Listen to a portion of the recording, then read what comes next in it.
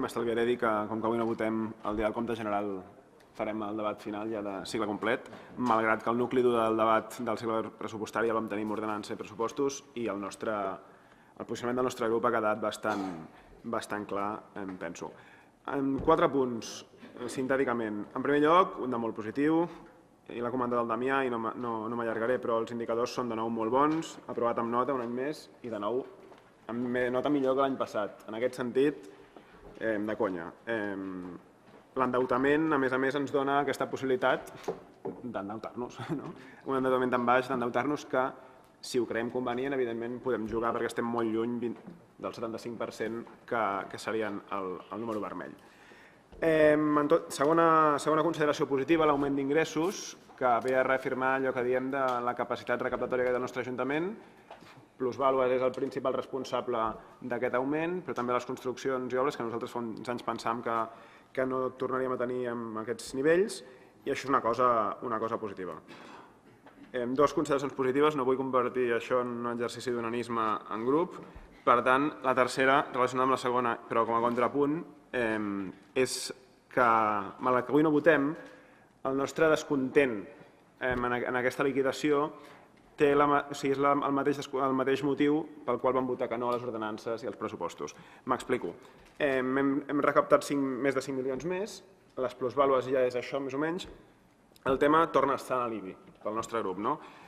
Si veiem l'evolució, no la comparativa del 2016 i el 2017, sinó entre el 2013 i el 2015, que era només el 2013 punt àlgid de la crisi, recaptàvem entre 47 i 48 milions d'euros d'IBI i aquest darrer any hem recaptat 45.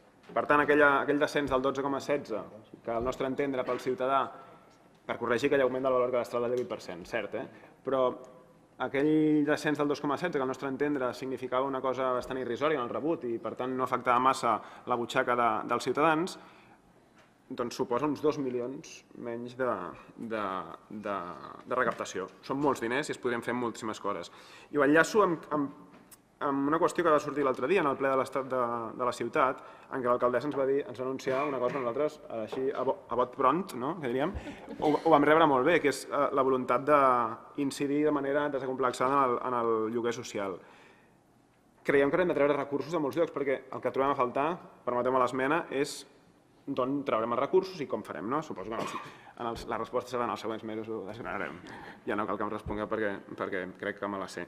En tot cas, per nosaltres aquesta liquidació és la contrastació del que dèiem al principi del cicle pressupostari. Menys tenim ingressos i creiem que amb les moltes coses que ha de fer la ciutat no els podem menys tenir. La quarta i darrera consideració feia referència a l'estat d'execució del pressupost a dia d'avui. Tots els indicadors són bastant bons i jo m'havia apuntat aquí el tema de les inversions, evidentment, i crec que el que deia el Damià és cert en gran part, el tema d'inversions plurianuals, i ajuda a explicar bona part d'aquest percentatge de les inversions. També hi ha altres inversions que no és que siguin plurianuals o que no s'hagin fet, sinó que canvien. Em ve al cap el tema de la sala polivalent, que està pressupostada d'una manera, al final aprofitarem un espai escolta, perfecte per tots perquè estalviarem, però també sí que és cert que n'hi ha que no s'han executat. Aleshores, amb una salut econòmica tan bona, ens hem de preguntar per què, mirar totes les que no s'han executat i el marge per la millora per nosaltres és aquest, per la CUP és aquest.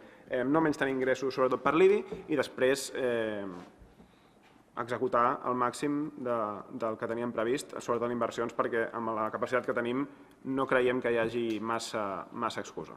En tot cas, com que no votem, no hi ha sentit del vot.